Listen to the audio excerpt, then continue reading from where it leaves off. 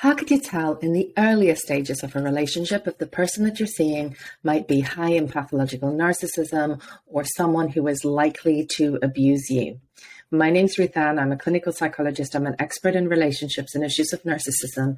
And in this video, I'm going to talk about red flags, how you can spot them, and also how you can spot some green lights that might be good indications that this will be a good relationship to continue. So when I work with survivors of narcissistic abuse, there is often a huge amount of anxiety about potential future relationships. And it tends to go in one of two ways.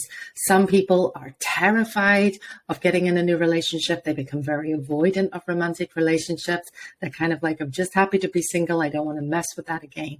And you know what? If that's where you're at, I completely understand. But you can begin to put some of this into practice if you want to, with friends, with colleagues, with other relationships that you're in. And it may be that at some point in the future, you might open your heart to the possibility of a new romantic relationship with confidence, that you would know how to spot red flags and hopefully also know how to spot the signs of a healthy relationship that you might want to pursue. For others, you might be feeling such immense loneliness and hurt after that relationship that you want another relationship quickly to help heal you of the hurt, to prove that you're lovable, to prove that you're not terrible at relationships. And that's a real vulnerability for entering another narcissistic relationship, because in that stage of being so lonely, so hurt, you're really vulnerable to love bombing, to someone coming in and telling you everything that you so desperately want to hear. So if that's you, slow down, pay attention, and I hope you're going to find some content in this video that's going to help you. I think it can be very helpful to start with an understanding of narcissism and how it plays out in romantic relationships. Now, in understanding narcissism, I'm not letting anyone off the hook. I'm not saying that narcissistic and abusive behaviors are justifiable. I'm not making excuses. I'm just offering a potential way of understanding those behaviors. So hopefully you can start to see that if you've been on the receiving end of those behaviors, that it is not your fault and that you shouldn't be blaming yourself or taking responsibility for them. At the very core of narcissism is deep-rooted shame. It's a real lack of love and lack of acceptance of themselves. And really, people who are high in narcissism have got the message that to be acceptable, they have to be extraordinary and they have to perform in an extraordinary way, that is the only way for them to be loved and accepted. They don't want to be seen for the ordinary, flawed, imperfect human beings with strengths and weaknesses and vulnerabilities that they truly are. Very often, people who are high in narcissism have lacked unconditional love in childhood. They haven't been loved and accepted as they are. Some have been victims of pretty horrendous bullying and are using a kind of defensiveness of being extraordinary, of being the best, of being special in order to feel invulnerable, to feel invincible, to feel resilient to aggressive attacks or emotional abuse from other people in their peer group, or sometimes also from parents or siblings. Some may have been on the receiving end of absolutely outsized punishments whenever they've done something wrong, and others may simply have been ignored and let to behave in any which way that they please. Either way, there's an absolute lack of loving correction, of being held to account in a relationship where you're genuinely loved and cared for and accepted and corrected and disciplined in a loving and nurturing way that put things right when you make mistakes, as all children do. And in that context, people can start to develop a huge need for extreme autonomy. I'm not going to rely on anybody else. I'm not going to let anyone else get close. I'm not going to let anyone see the real me. So they have this kind of hyper-controlling, hyper-autonomous, quite grandiose sometimes version of themselves that they present to the world as a means of hiding underlying insecurity and vulnerability. Underneath that exterior of grandiosity, of condescension, of showing off, of spectacularness, or sometimes also of being the super sufferer, the greatest victim, the greatest martyr, the person who's just completely wronged by everybody else and who's very right and very righteous. Underneath all of that is often a person who really sees themselves as contemptible, as inadequate, as insufficient, that their humanity, their strengths, their weaknesses, their vulnerabilities are seen as huge flaws that would lead to rejection and condemnation. So they really don't want you to see that. They really want to be seen as extraordinary human beings in some way. So how does that look in a romantic relationships? Well, one of the diagnostic criteria for narcissistic personality disorder is a preoccupation with fantasies of ideal love. People who are very high in narcissism view their romantic partner as a source of validation, as a source of confirmation that I'm okay, I'm superior, I'm the best. They want to be seen as the best partner, the best lover, the best date, the best relationship that you've ever had, maybe that anyone in the world has ever seen, that there's something incredibly unique and special and amazing about you and about the relationship that you have with them and about how they are in that relationship. And they're terribly, terribly fearful of rejection. They're fearful of criticism. They're fearful of being seen for who they truly are. So they present a certain facade, they present a certain image.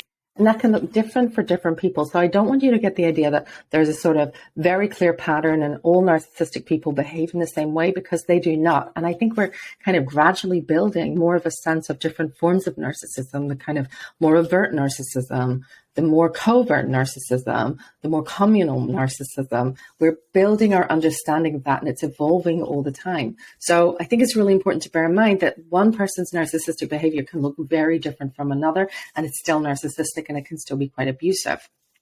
But one of the most common ways that this plays out, particularly in the more overt forms of narcissism, is love bombing. And that would be kind of this real idealization phase where you are given the message that you're amazing, that the relationship is amazing, that everything is super spectacular, everything is wonderful. And these relationships, they ramp up at really, really high pace. You'll find that there's big declarations of love, that there's big dates, there's big gifts, going on holiday together really, really early on, kind of big, expensive holidays or big, expensive gifts, moving in together, proposals of marriage, maybe even early pregnancy, getting pregnant at an early stage in a relationship. All of those things can happen at very, very high speed in these relationships. So if a relationship is going at a really high pace, and particularly if you don't feel like you've got time to think, it's a bit of a whirlwind. You haven't had time to think about it, to settle into it, to talk to friends and family who you trust about it. Those are red flags that you really do need to pay attention to.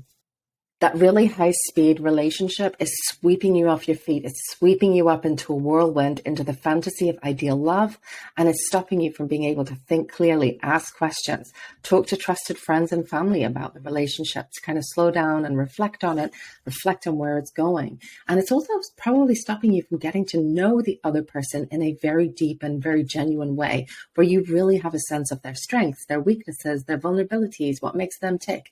You're not getting to know that because they don't want you to get to know that. They're terrified of you seeing who they truly are. So it's a very fast-paced relationship. Often also in these relationships, you can find there's a lot of controlling behaviors. Someone who's high in narcissism, remember, they don't want to be found out for who they are, and they are really terrified of losing you. They're terrified of being rejected. So that can look like highly controlling behaviors.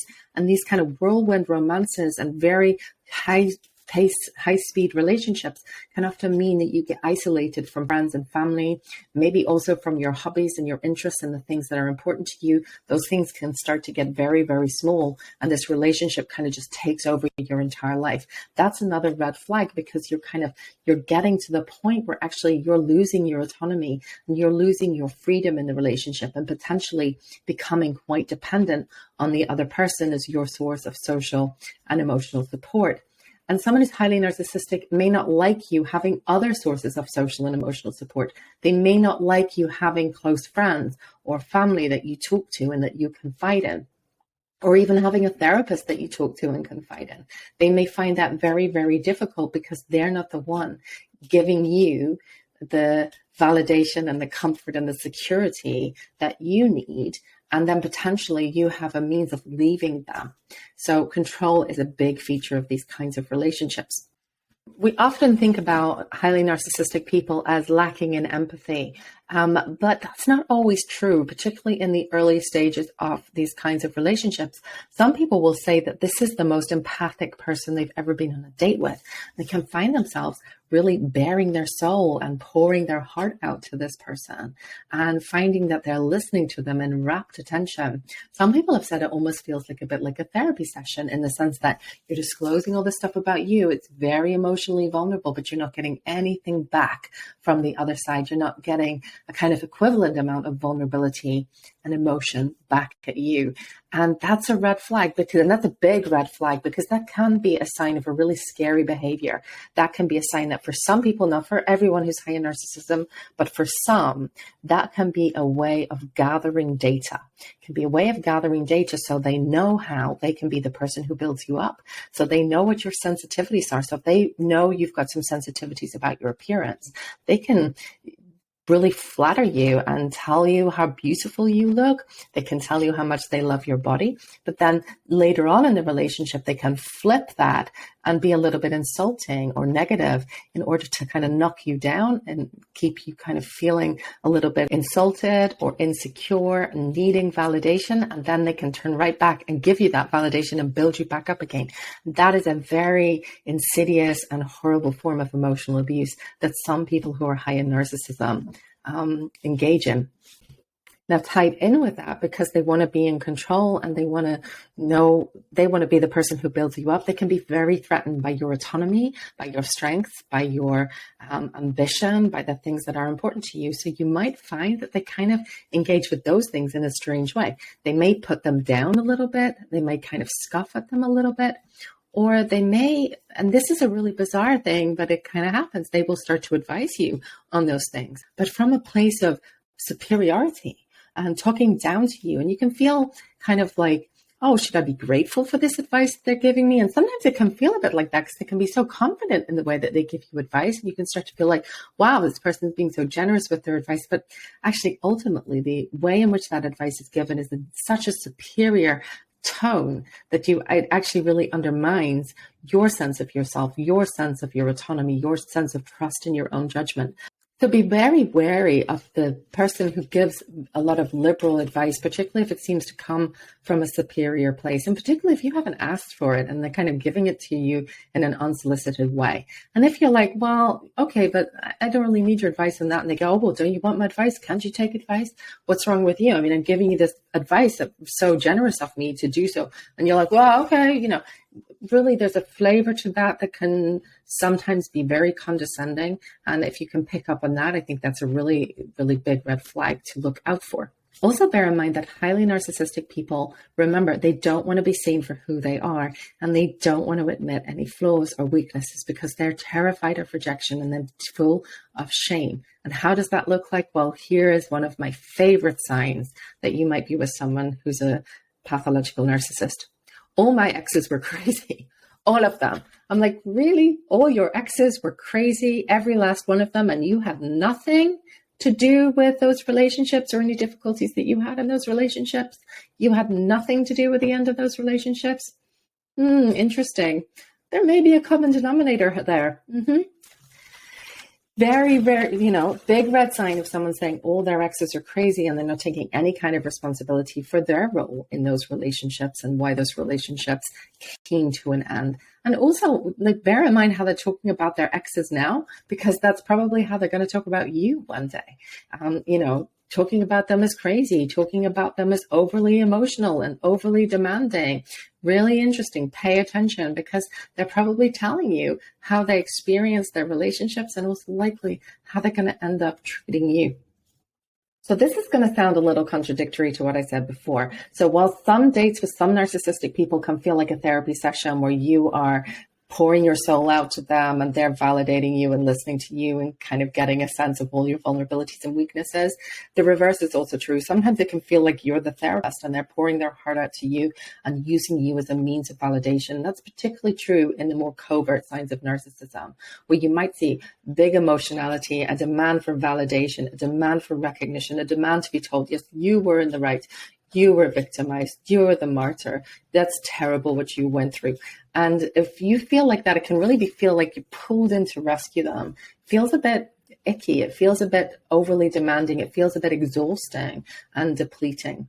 And you can be particularly vulnerable to that if you're someone who is a bit of a caretaker, who often is someone who sacrifices yourself and your own needs for other people. That can be a real draw into those kind of relationships. You see in both of those scenarios, whether you're feeling like the therapist or you're feeling like the person who's in therapy, there's a lack of reciprocity. There's a lack of mutual vulnerability. There's a lack of mutual disclosure at a similar pace and at a gradual pace. So that's something to look for if you're looking for green lights. Is there reciprocity? Is it developing at a steady pace? Is there give and take? Are you both disclosing things at a similar kind of pace? That would be a good sign. I'm going to tell you a secret that I tell the people I work with in therapy, that you do not have to wait to see red flags. You can generate them yourself. You can test the waters. Now, I'm not talking about doing anything manipulative or devious, but in a very natural and very human way, you can test the waters. You can see what happens. And people who are healthy and secure in themselves actually do this quite naturally. And they get good information about the people that they're dating. That means they often will extricate themselves from these more pathological relationships at a very early stage and often with very little drama. So something you can do at an early stage is assert a boundary. Just say no. Just say no to them on something. So if they say to you, I'd really like to see you Saturday night, you can say, oh, I already have plans that are very important to me, so I'd like to meet on a different night. Their reaction to that may speak absolute volumes. Do they just accept it and say, completely understand, let's arrange another night?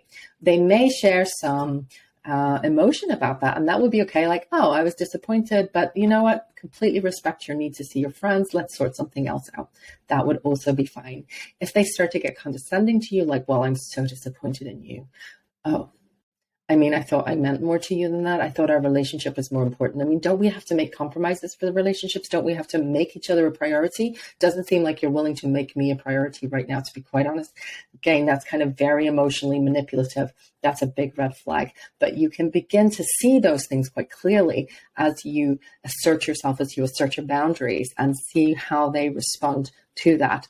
Another way you can assert boundaries is to tell them that you disagree with them on something. Maybe they have a particular political viewpoint, or maybe you're out for dinner and they really like the wine and you're not so keen. Just say it. Just say, I don't really like this. Well, this isn't really my thing. Doesn't have to be a big deal. But again, it's just sharing something simple and straightforward. But remember, if they have a real need to be special and they have a need to perform, even that very minor kind of criticism that isn't really a criticism of them at all may be very, very triggering. And you might see a big blow up to that. Either you might see a blow up in you're so unappreciative, or, I guess some of us don't really have good taste. Perhaps you haven't had the experience of this kind of fine dining before and you don't really appreciate it. That kind of put down. Or perhaps you get just so unappreciated.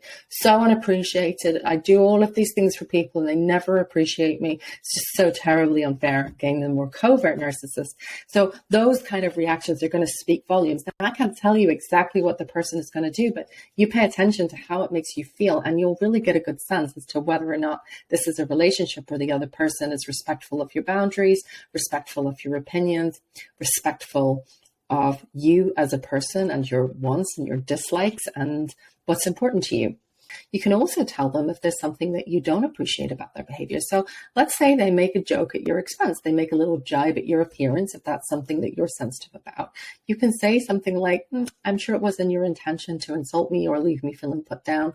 But when you make jokes about my appearance, that is kind of how it feels. So I'd really appreciate if you wouldn't make jokes about my appearance because it's a bit of a sensitive spot for me. If their response to that is, well, I'm so sorry, I didn't realize, I'm going to try not to do that in the future, and the behavior changes, is absolutely key. Their behavior actually changes. That's a really good sign. If they say that and their behavior doesn't change, red flag. If they say, well, you're just oversensitive, can't people make a joke? I mean, we're all adults here. I mean, can't we just give feedback? No. Again, that's a really big red flag because they're putting you down and they're kind of running over your sensitivities like they don't matter and your needs don't matter. So that's, again, red flag. One of the biggest tragedies after narcissistic abuse that I see as a therapist working with survivors is almost an obsession with narcissism and narcissists. Like, I'm going to spot all the narcissists. I'm going to find them, root them all out, and not let them into my life. And it's completely understandable because, of course, you don't want to be hurt again. You want to put those boundaries in place. You want to keep yourself safe. But sometimes I think that kind of obsession with rooting out narcissists is so setting you up as to be fearful and anxious in early stages of relationships.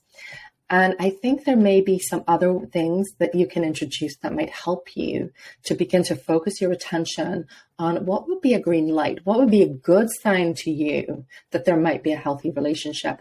And also pay attention to how these signs of a healthy relationship make you feel, because it may not be great. Okay. And I'll explain a little more what I mean by that. So if you've been in a relationship with a narcissist, you are used to massive highs.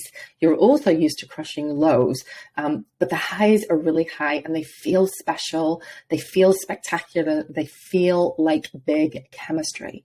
By comparison, it's a bit like you go from the big roller coaster onto one of the kiddie rides. Yes, it feels a lot safer, but it can also feel a bit sedate and a bit boring. So understand that that is something that you might feel in the early stages of a healthy relationship, is a little bit bored, a little bit like there is a lack of chemistry. That is not a lack of chemistry. That may be a relationship that's building at an appropriate pace, which is slow and steady. It may also be that it's a relationship where there's uncertainty because nobody's making big false promises. Nobody's declaring ideal love. This person is sussing you out and you're sussing them out and you're just seeing where things go. And there's an inherent uncertainty in that kind of process. And that can be anxiety provoking. And being able to tolerate that anxiety and not see it as a lack of chemistry or a sign that something is wrong is absolutely key to taking that relationship into a more secure territory where you feel safe with each other, where there's mutual trust has built up over time, where there's reciprocity, where you really understand each other's hopes, each other's ambitions, each other's vulnerabilities and weaknesses, and you can really be supportive of each other as partners to be a secure base from which to grow into more exciting things, both as individuals and as a couple. Uncertainty and some level of anxiety may be green lights that this might be a good relationship to continue, just to see what happens, just to explore what might emerge and what might grow if you give that a little time and a little attention. Other green lights might be how they respond to boundaries. Do they accept your boundary? Do they respect it? Do they have some boundaries of their own that they communicate in a way that's direct and non-defensive and quite gentle? And often you'll find that that kind of side of a healthy relationship emerges in a way that's actually relatively easy if both people are quite healthy. It doesn't have to be big and dramatic and can be quite gentle and straightforward. Other green lights might be an ability to apologize without defensiveness, without making it into a big deal, being able to respect your ambitions, being interested in your ambitions, not necessarily getting involved in them or giving you advice, just being interested in you and what makes you tick and being supportive of your dreams, your ambitions, and the things that are important to you. Also being supportive of your hobbies. So you might be interested in something that they have no interest in whatsoever. Say you're really into yoga and it is just not their thing. And they're like, you know what, not my thing, but it's great that it's your thing. So I completely support you going to your yoga classes or going to your yoga retreats. I hope you have a great time. And they don't resent that at all. That would be a really good green light that this is a good and healthy reciprocal relationship where they support you to be an autonomous and independent person, that they like you and love you for the person that you are and not the person that they want you to be. And likewise, they will have their own hobbies, their own interests, their own ambitions that they don't necessarily expect you to get involved in or to be adoring about, but that they might share with you and that you can be broadly supportive and take an interest in them and be happy for them when things are going well for them, and also be there to comfort them when things may be more difficult or more challenging. And if that is mutual and reciprocal, again, great green light. I hope this video is helpful. I hope it also gives you confidence to navigate the quite anxiety-provoking world of early relationships after narcissistic abuse. I hope it gives you confidence that actually finding a healthy, secure, reciprocal relationship is a real possibility for you. Love to hear what you think, so do leave a comment. If you like this video, hit the like button, subscribe so you can see more on recovery after narcissistic abuse and understanding narcissism. I look forward to seeing you next time. In the meantime, take good care.